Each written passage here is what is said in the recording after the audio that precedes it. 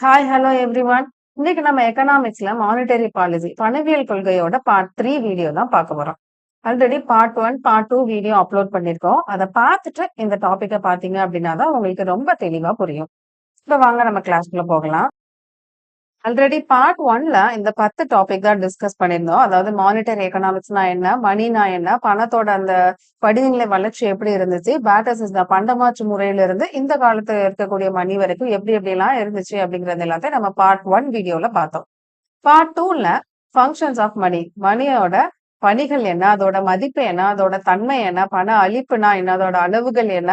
அத தீர்மானிக்கக்கூடிய காரணிகள் என்ன? பண அளவு கோட்பாடுகள் என்ன? அப்படிங்கிறத ரொம்ப டீட்டெயிலா பார்ட் 2 வீடியோல பார்த்தோம். பார்ட் 1 வீடியோல பார்க்கலன்னா கூட பரவால்ல. பார்ட் 2 வீடியோவ பார்த்தீங்க அப்படின்னா தான் உங்களுக்கு ஓரளவுக்கு பார்ட் 3க்கான கான்செப்ட் கிளாரிஃபிகேஷன் கிடைக்கும். ஸோ பார்ட் 2 வீடியோவ கட்டாயமா பார்த்துட்டு பார்ட் 3 வீடியோவ பாருங்க. ஓகே. இப்ப பார்ட் 3ல நமக்கு இன்னைக்கு என்னலாம் பார்க்க போறோம் அப்படின்னா, மானிட்டரி பாலிசி பணவியல் கொள்கைன்னா என்ன? அதோட வகைகள். வகைகள் வந்து 2 வகை இருக்கும். அது என்னென்ன அப்படிங்கிறத நம்ம டீட்டெயிலா பார்க்க போறோம்.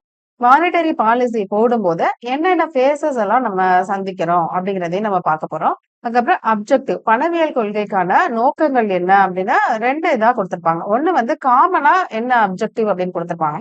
அப்புறம் ஸ்பெசிஃபிக்கா எந்த மாதிரி குறிக்கோள்கள் இருக்கணும் அப்படிங்கிறதையும் 2ஆ பிரிச்சு குடுத்திருப்பாங்க. நம்ம 2யுமே என்ன அப்படிங்கிறத தெளிவா பார்க்கலாம். ஓகே. இப்ப ஃபர்ஸ்ட் நம்ம பார்க்க போறது மானிட்டரி பாலிசி. பணவியல் கொள்கை அப்படிங்கிறது என்னன்னா, அது யாரால விதிக்கப்படுது? Central bank. சென்ட்ரல் பேங்க் அப்படிங்கிறது ஆர்பிஐ.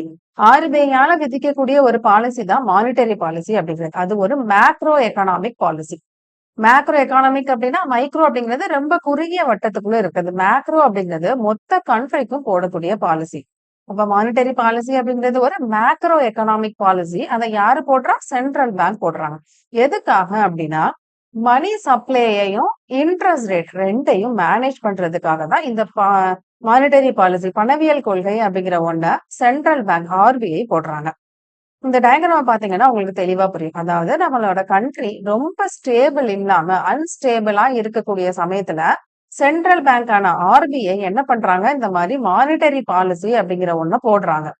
எதுக்காக? இந்த கண்ட்ரில எக்கனாமிக் பொருளாதார வளர்ச்சியும், ஸ்டெபிலிட்டியும் வரணும் அப்படிங்கிறதுக்காக ஒரு பாலிசிய போடுறாங்க. அதுதான் மானிட்டரி பாலிசி அப்படிங்கிறது. சோ, இதுல வச்சு உங்களுக்கு தெளிவா புரிஞ்சிருக்கும். மானிட்டரி பாலிசி அப்டின்னா என்னன்ட்டு.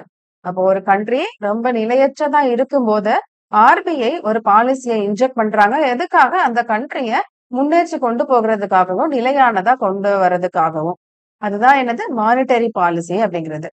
மானிட்டரி பாலிசி அப்படிங்கிறத டிமாண்ட் சைட் எக்கனாமிக் பாலிசி. நம்ம எக்கனாமிக் பாலிசிய பொறுத்தவரைக்கும் மொத்தம் 2 டைப் இருக்கு. ஒண்ணு சப்ளை சைட், இன்னொன்னு டிமாண்ட் சைட். இத பார்த்தீங்கன்னா உங்களுக்கு தெளிவா புரியும். சப்ளை சப்ளை அப்படிங்கிறது ஏதாவது ஒரு பொருள தயாரிச்சு, அதாவது ப்ரொடியூஸ் பண்ணி, அந்த பொருள அவங்களுக்கு சப்ளை பண்றது தான் supply side. So supply side அப்படிங்கிறது ஃபுல்லா புரொடக்ஷன் அதாவது உற்பத்தியாளர்கள். உற்பத்தி சைடு தான் நம்ம என்னன்னு சொல்றோம்? சப்ளை சைடு அப்படின்னு சொல்றோம். அப்ப டிமாண்ட் அப்படிங்கிறது அந்த பொருள வாங்குறவங்க. அதாவது கன்சம்ப்ஷன் நுகர்வோர்கள தான் நம்ம என்னன்னு சொல்றோம்? டிமாண்ட் சைடுன்னு சொல்றோம். சோ, இங்க போடக்கூடிய மானிட்டரி பாலிசி அப்படிங்கிறது டிமாண்ட் சைடு எக்கனாமிக் பாலிசியா இருக்கு.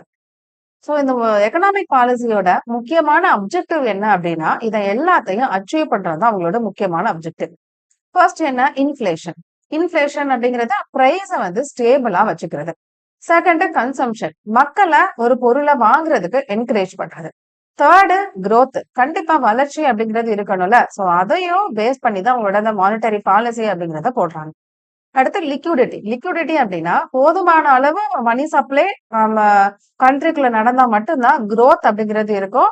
அ மக்களுக்கான அந்த கன்சம்ப்ஷன் எல்லாமே இருக்கும். சோ இத எல்லாத்தையும் மெயின்டெயின் பண்றது, அச்சீவ் பண்றது தான் இவங்களோட முக்கியமான நோக்கமா இருக்கு. மானிட்டரி பாலிசியோட முக்கியத்துவத்த முதல்ல எடுத்துரைத்தது யாருன்னா, மில்டன் ஃப்ரைட்மன். இவர் ஒரு பணவியலாளர். 1976ல இவருக்கு நோபல் பரிசு கிடைச்சது. இவர் தன்னோட புக்கான monetary history of United States 1867 to 1960 அதாவது அமெரிக்க ஐக்கிய அரசுகளின் பணவியல் வரலாறு 1867 முதல் 1960 அப்படிங்கிற தன்னோட புக்ல என்ன மென்ஷன் பண்ணிருப்பாரு அப்படின்னா, இந்த உலக பெருமந்தம் ஏற்பட்டதுக்கு மிகப்பெரிய காரணம் இந்த பணவியல் கொள்கையில ஏற்பட்ட குளறுபடிதான் அப்படிங்கிறத இவர் சொல்லியிருப்பாரு. இதுக்கப்புறம் தான் ஒவ்வொரு கண்ட்ரிலையும் இந்த பணவியல் கொள்கை அப்படிங்கிறது ரொம்ப முக்கியமானதா பார்க்கப்பட்டது. ஓகே. நெக்ஸ்ட் மானிட்டரி பாலிசியோட வகைகள் என்ன அப்படின்னா, எக்ஸ்பான்சரி மானிட்டரி பாலிசி, இன்னொன்னு கான்ட்ராக்ஷனரி மானிட்டரி பாலிசி. அதாவது விரிவாக்க பணக் கொள்கை, சுருக்க பணக் கொள்கை. ஃபர்ஸ்ட் நம்ம பார்க்க போறது எக்ஸ்பான்சரி மானிட்டரி பாலிசி, அதாவது சீப் மணி பாலிசி, மலிவு பணக் கொள்கை.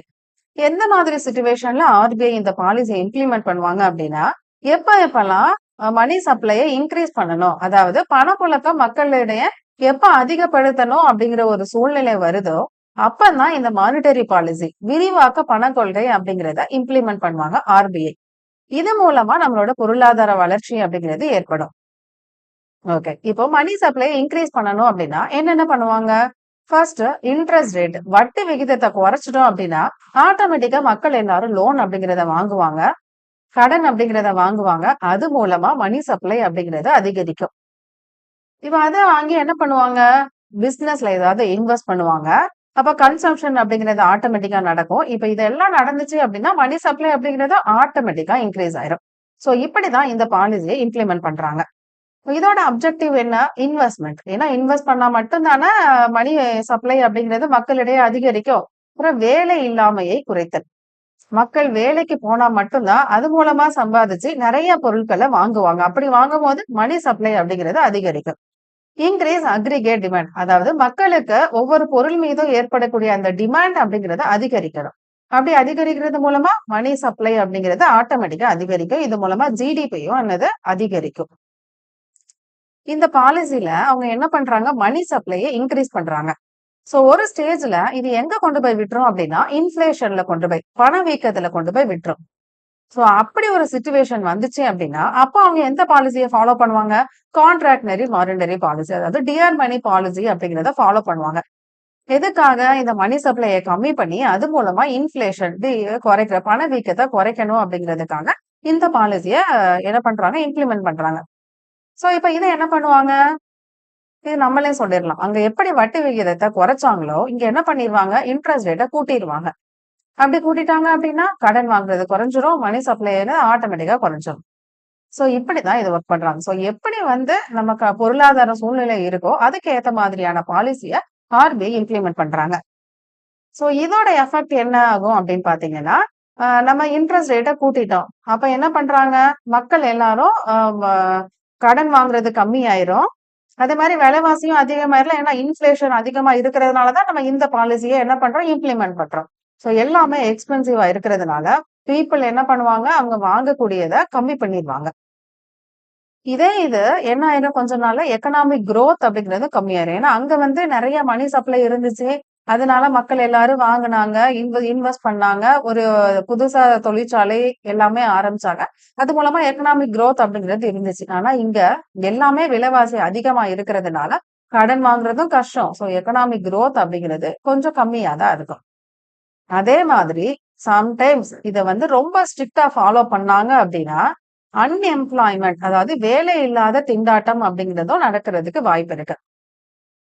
சம்டைம்ஸ் இட் லீட்ஸ் டு என்னது? ரிசெஷன், அதாவது மந்த நிலையில எந்த விதமான வளர்ச்சியும் இல்லாம அப்படியே தேங்கி இருந்துரும். இது ரொம்ப ஸ்ட்ரிக்ட்டா ஃபாலோ பண்ணோம் அப்படின்னா.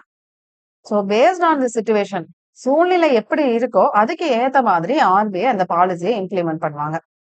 ஓகே. இதோட 2 ஃபேஸஸ் நம்மளே பார்த்தோம். ஃபர்ஸ்ட் சீப் மணி பாலிசி, மலிவு பணக் கொள்கைய ஃபாலோ பண்ணும்போது என்ன ஃபேஸ நம்ம சந்திச்சோம்? இன்ஃபிளேஷன், பணவீக்கம் அப்படிங்கிறது வந்துருது. அதே இது டியர் மணி பாலிசி, அருமை பணக் கொள்கை அப்படிங்கிற ஒரு இதை நம்ம ஃபாலோ பண்ணும்போது எந்த ஸ்டேஜ் நம்ம சந்திக்கிறோம்? ரிசெஷன், மந்த நிலை அப்படிங்கிற ஒரு நிலைமைக்கு நம்ம போயிடும். இந்த ப்ராசஸ் எல்லாமே நம்ம ஆல்ரெடி பார்த்ததுதான். மலிவு பணக் கொள்கை, சீப் மணி பாலிசியை நம்ம ஃபாலோ பண்ணும்போது கடன் வாங்குறது அப்படிங்கிறது ரொம்ப ஈஸி. அது மாதிரி கன்சம்ஷனும் அதிகரிக்கும். பிசினஸ் எக்ஸ்பேண்ட் பண்ணுவாங்க. பீப்புளும் நிறைய பேர் வேலை வாய்ப்பை பெறுவாங்க. அது மூலமா மக்கள் செலவழிக்கிறது அதிகமாகும். இது எங்க கொண்டு போய் விட்டுரும்? இன்ஃபிளேஷன், பணவீக்கத்துல கொண்டு போய் விட்டுரும். அதேதான் இங்கேயும். டியர் மணி பாலிசில பாரோ பண்றது ரொம்ப கஷ்டம். அதனால கன்சம்ஷன் கம்மியாயிரும். பிசினஸ் எக்ஸ்பேண்ட் பண்றதை போஸ்ட்போன் பண்ணிடுவாங்க. அன்எம்ப்ளாய்மெண்ட், வேலை இல்லா திண்டாட்டம் இருக்கும். ப்ரொடக்ஷனும் கம்மியாயிரும். இது எங்க கொண்டு போய் விட்டுரும்? மந்த நிலையில கொண்டு போய் விட்டுரும். இந்த ஃபேஸஸ் உங்களுக்கு ரொம்ப தெளிவா புரிஞ்சிருக்கும். அடுத்து நம்ம பார்க்க போறது அப்ஜெக்டிவ்ஸ் ஆஃப் மானிட்டரி பாலிசி, பணவியல் கொள்கையின் நோக்கங்கள். ஃபர்ஸ்ட் நம்ம காமனா டெவலப் கண்ட்ரீஸ்க்கு அண்டர் டெவலப் கண்ட்ரீஸ்க்கு எந்த மாதிரி இருக்கும் அப்படிங்கிற மாதிரி கொடுத்திருப்பாங்க. அதுக்கப்புறம் ஸ்பெசிபிக்கா என்னென்ன மானிட்டரி பாலிசி அப்படிங்கறத நம்ம டீடைலா பார்க்கலாம். டெவலப்ட் எக்கானமிக்ஸ் வளர்ந்த பொருளாதாரம் இவங்களோட ஃபோக்கஸ் என்னவா இருக்கணும் அப்படின்னா ஸ்டெபிலைசேஷன், அதாவது நிலைப்படுத்துதல். இருக்கக்கூடிய கண்டிஷனை அப்படியே ஸ்டேபிளா தக்க வச்சுக்கணும். அதுதான் இவங்களோட முக்கியமான ஃபோக்கஸா இருக்கணும். இதே இது வளர்ச்சி அடையாத பொருளாதாரம், அண்டர் டெவலப்டு கண்ட்ரிஸ் எல்லாம் எப்படி இருக்கணும்?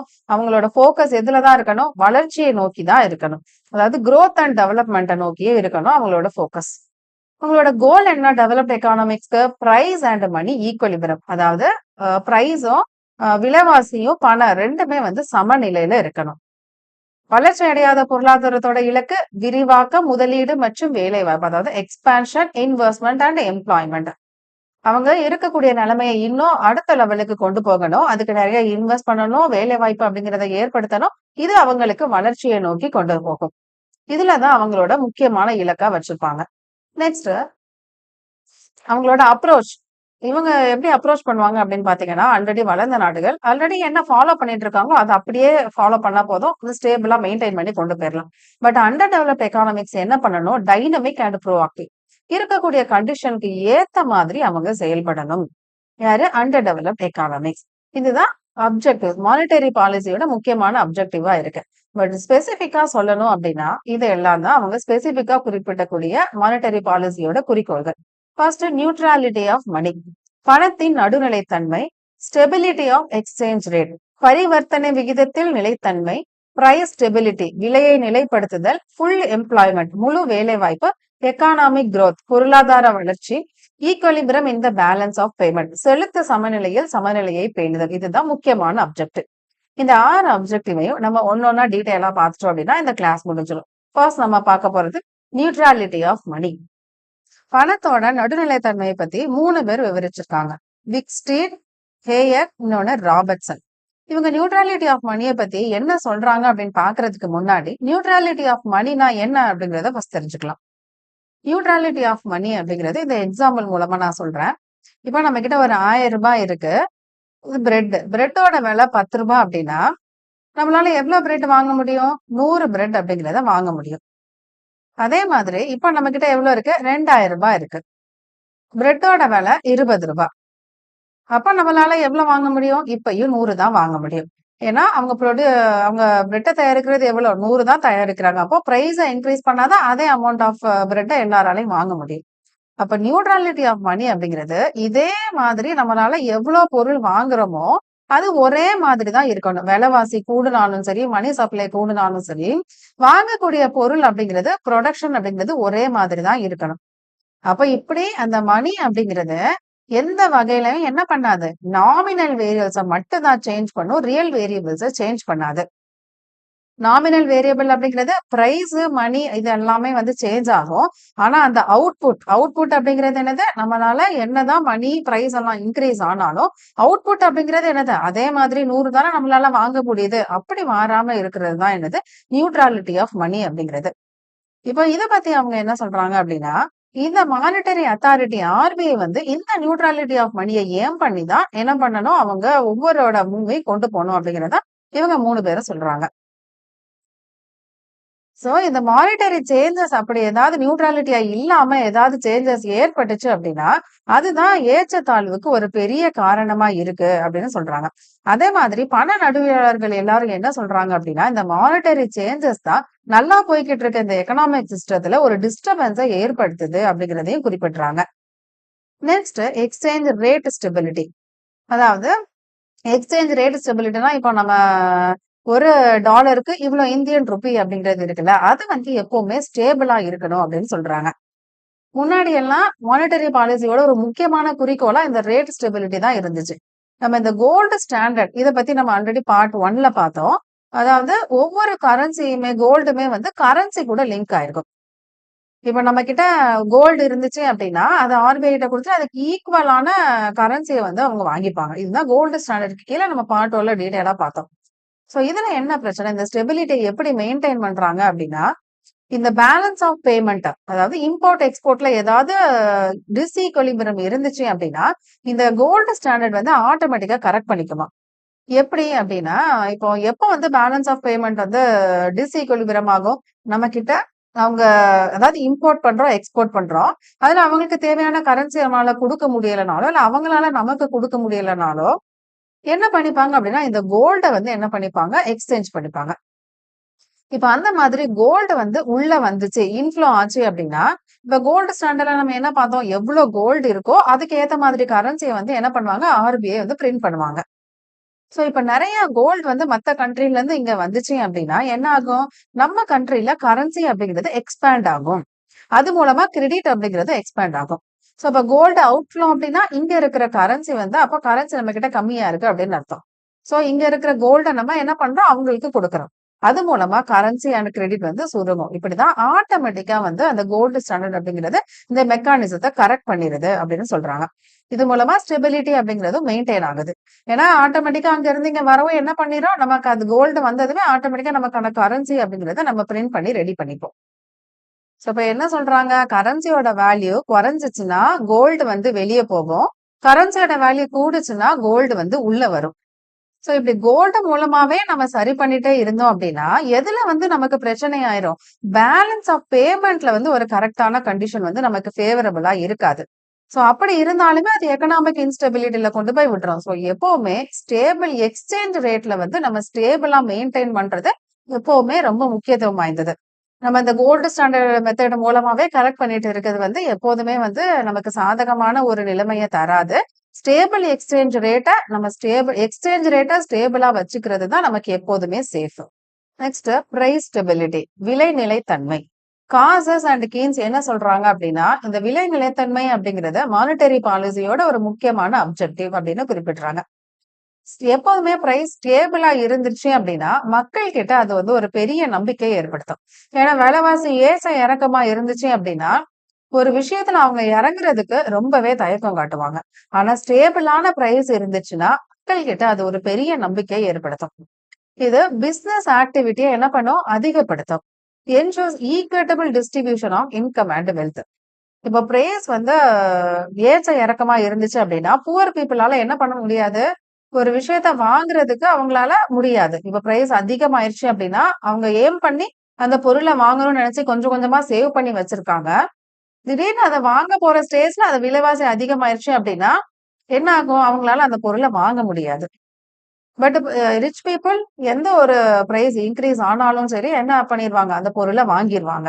சோ எப்பவுமே ஸ்டேபிளா இருந்துச்சு அப்படின்னா, புவர் பீப்புளும் சரி, ரிச் பீப்புளும் சரி, எல்லா பொருளையும் ஈக்குவலா வாங்கிக்கிடலாம். So equal distribution of income and wealth அப்படிங்கிறது இந்த ஸ்டேபிள் பிரைஸ் மூலமா சாத்தியம். சோ இதோட விளைவா நம்மளோட சமூகத்துல வளர்ச்சி அப்படிங்கிறது ஏற்படும். இப்ப பிரைஸ் ஸ்டெபிலிட்டி அப்படின்னு சொல்றது எப்போதுமே விலை மாற்றம் ஏற்படாம அப்படியே ஒரே பிரைஸ்ல இருக்கிறது கிடையாது. கொஞ்சம் இன்கிரீஸ் ஆகலாம். இப்ப கொஞ்சம் இன்கிரீஸ் ஆனா அது பெரிய லெவல்ல தாக்கத்தை ஏற்படுத்தாது. இப்ப திடீர்னு ரூ. 100 இருக்கிறது ரூ. 1000 மாறுறதுக்கும், ரூ. 100 இருக்கிறது ரூ. 105 150 அப்படி கொஞ்சம் கொஞ்சமா இன்கிரீஸ் ஆகுறதுக்கும் வித்தியாசம் இருக்கு. ஏன்னா கொஞ்சமாவது இன்கிரீஸ் பண்ணா மட்டும் தான் நம்மளோட பொருளாதார வளர்ச்சி அப்படிங்கிறது ஏற்படும். சோ இந்த மாரி கொஞ்சம் விலைவாசி ஏறுறதுனால பெருசா எந்த விதமான தாக்கத்தையும் ஏற்படுத்தாது. பிரைஸ் ஸ்டெபிலிட்டி அப்படிங்கிறது இந்த மாரி மந்தமா இருக்கிறதோ, ஒரே பொருள்ல ஒரே விலையில இருக்கிறதோ இல்ல. கொஞ்சம் கொஞ்சமா இன்கிரீஸ் ஆகுறது. அப்படி கொஞ்சம் கொஞ்சமா இன்கிரீஸ் ஆகுறது நமக்கு கண்ணுக்கே தெரியாது விலைவாசி ஏறுற மாதிரி அப்படிங்கிறத இங்க குறிப்பிடுறாங்க. Next full employment. நம்ம உலக பெருமந்தம் காலத்துல இந்த வேலைவாய்ப்பின்மை அப்படிங்கிறது ஒரு மிகப்பெரிய பிரச்சனையா இருந்துச்சு. இததான் கீன்ஸ் அப்படிங்கிறவரும் தன்னோட புக்கான general theory of employment interest and money in 1936 அப்படிங்கிறதுல என்ன குறிப்பிடுறாங்க அப்படின்னா, எதை வந்து அவர் முன்னிலைப்படுத்தி சொல்றாரு அப்படின்னா, இந்த ஃபுல் எம்ப்ளாய்மெண்ட் அப்படிங்கிறது மானிட்டரி பாலிசியோட ஒரு அப்ஜெக்டிவா இருக்கு அப்படிங்கிறத தன்னோட புக்ல இவர் முன்னிலைப்படுத்தி கூறியிருக்காரு. நெக்ஸ்ட் எக்கனாமிக் growth, பொருளாதார வளர்ச்சி. எக்கனாமிக் growth அப்படிங்கிறது என்னன்னா, the average income of people, அதாவது ஒரு நாட்டு மக்களின் சராசரி வருமானம் வந்து கொஞ்சம் கொஞ்சமா இன்க்ரீஸ் ஆயிட்டே இருக்கணும். இந்த நாட்டு வருமானம் அப்படிங்கிறது ரியல் பெர் கேபிட்டா இன்கம். இது ஆல்ரெடி நான் நேஷனல் இன்கம் டாபிக் நடத்தும் போதே உங்களுக்கு தெளிவா சொல்லியிருக்கேன். தெரியாதவங்களுக்கு நான் ஜஸ்ட் என்னங்கிறத சிம்பிளா எக்ஸ்பிளைன் பண்றேன். ரியல் பெர் கேபிட்டா இன்கம் அப்படிங்கிறது இப்ப 2010ல ஒருத்தரோட வருமானம் 50,000. அப்ப கோல்டோட ரேட் என்ன? 5,000. அப்ப எவ்வளவு அவரால பர்ச்சேஸ் பண்ண முடியும்? ஒரு 10 கிராம் பர்ச்சேஸ் பண்ண முடியும். இப்ப 2020ல 80,000 அவரோட வருமானம் இன்க்ரீஸ் ஆயிருக்கு. அப்ப என்ன அர்த்தம்? அவரோட வருமானம் 2010 விட 2020ல வருமானம் கூடி இருக்கு. இப்ப கோல்டு ரேட் என்ன? 8,000. இப்ப அவரால எவ்வளவு பர்ச்சேஸ் பண்ண முடியும்? இப்பயும் அவரால 10 கிராம் தான் பர்ச்சேஸ் பண்ண முடியும். இது இப்போ ரியல் பெர் கேபிட்டா இன்கம் அவங்களோட வருமானம் இன்க்ரீஸ் ஆகுது அப்படின்னா, அவங்களால பொருளும் அதிகமா வாங்கணும். அந்த அளவுக்கு வருமானம் அப்படிங்கிறது இன்க்ரீஸ் ஆகணும். இப்போ 80,000 இருக்கு. ஆனா கோல்ட் ரேட் வந்து இன்னும் 5,000மோ, 6,000மோ இருந்துச்சு அப்படின்னா, அவரால இன்னும் அதிகமா வாங்க முடியும். இப்போ அவர் 2010ல என்ன வருமானம் வாங்குறாரோ, அதே வருமானம் தான் இப்பயும் வாங்குறதா நமக்கு அர்த்தம். ஏன்னா, அவரால அதே தான பர்ச்சேஸ் பண்ண முடியாது. ஏன்னா, அவர் வருமானம் எப்படி ஏறுதோ, அதுக்கேத்த மாதிரி விலைவாசியும் அதிகமாகுது. இப்போ ரியல் பெர் கேபிட்டா இன்கம் இந்த வருமானம் அவங்க அதிகரிக்கணும் அப்படின்னு சொல்றது, வருமானம் அதாவது முன்னாடி அவர் 10 கிராம் வாங்குறாருன்னா, இப்ப 20 கிராம் வாங்குற அளவுக்கு அவர் சம்பாதிக்கணும். அந்த மாதிரி இன்கம் இன்க்ரீஸ் ஆகணும் அப்படிங்கிறது தான் ரியல் பெர் கேபிட்டா இன்கம் அப்படிங்கிறது. அப்படி ஒரு வளர்ச்சிய தான் என்ன சொல்றாங்க? வளர்ச்சி தான் இருக்கணும் அப்படின்னு சொல்றாங்க. இந்த மானிட்டரி பாலிசி அப்படிங்கிறது இந்த மாதிரி டிமாண்ட் அண்ட் ப்ரொடக்ஷன் 2யும் பேலன்ஸ் பண்ற மாதிரி இருக்கணும்.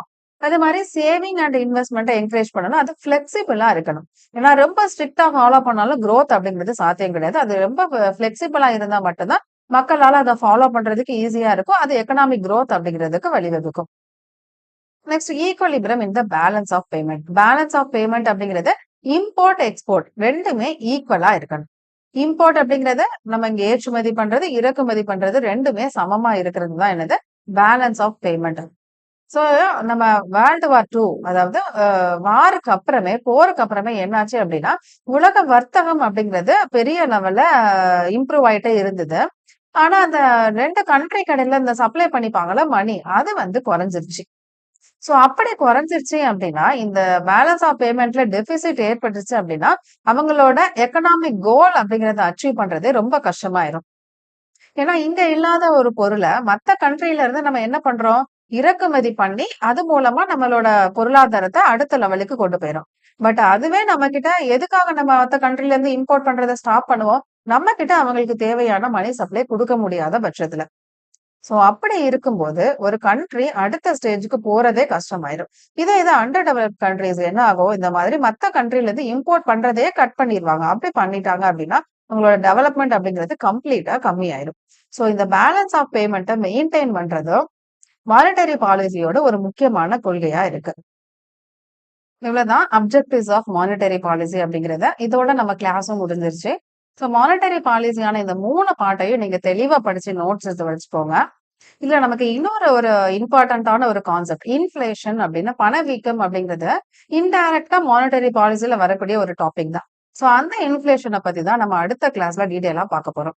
இந்த வீடியோ எப்படி இருந்துச்சு அப்படிங்கிறத மறக்காம கமெண்ட் பண்ணுங்க.